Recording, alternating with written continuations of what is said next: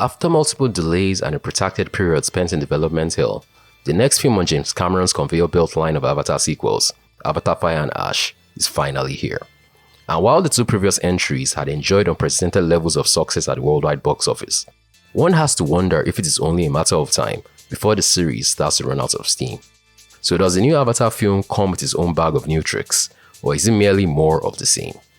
Hi guys, Michael Abayomi here, and today I'm reviewing Avatar Fire and Ash.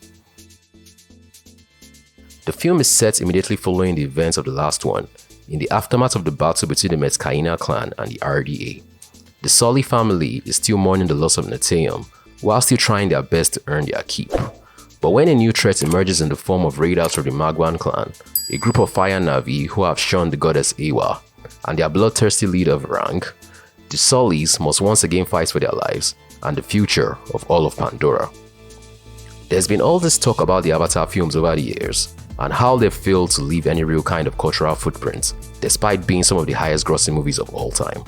And while there is indeed some merit to that claim, there is no denying the mass market appeal of the first two films in the series, serving as the kind of tentpoles that demand to be seen in a cinema. A lot of that has to do with the technology behind the films, as they utilize cutting-edge CGI and 3D effects to immerse viewers in its alien world like never before. But once you've seen and experienced that world twice before, it starts to lose a bit of that novelty. And therein lies the main hurdle ahead of Avatar Fire and Ash and the remaining forthcoming sequels, that unshakable feeling of being there, done that.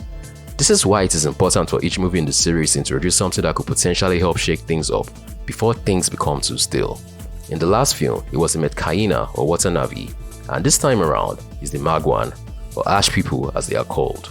Except the movie still follows a lot of the very same story beats used in the first two, that it soon starts to feel more like a greatest hits compilation than a meaningful progression for the series.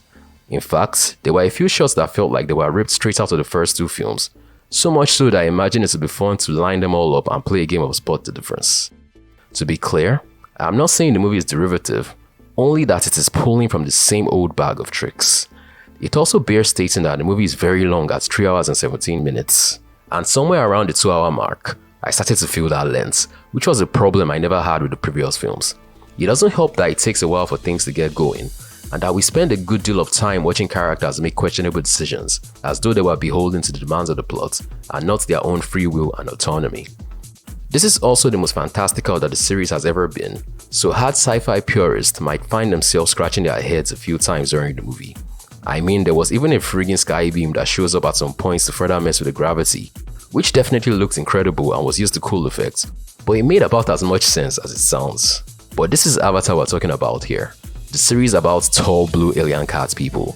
Being implausible is practically baked into the premise. And despite all these shortcomings, I'd be lying if I said I didn't ultimately have a blast with Avatar Fire and Ash.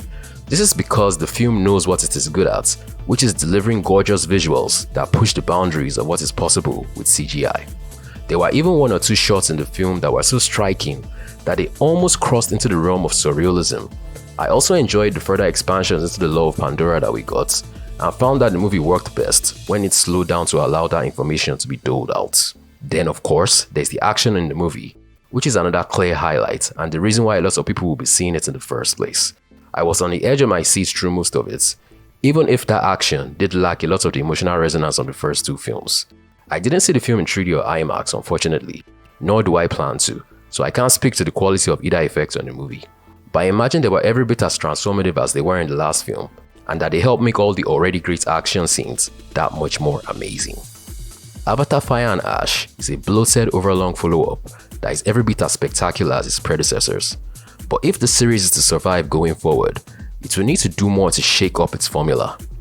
What that shake up might look like is anyone's guess, and it is possible that James Cameron already has just what the series needs waiting in the pipeline. All I know is that not many films offer the kind of movie magic we see in these Avatar movies, and this new one is a solid reminder of that. I'll give the film an 8 out of 10. What did you think of Avatar Fire and Ash? Let me know in the comment section down below. I'll be revealing my top 10 best movies for 2025 soon, so make sure you are subscribed to the channel with notifications turned on if you don't want to miss it as soon as it goes up. And until the next one, this is Michael, signing off.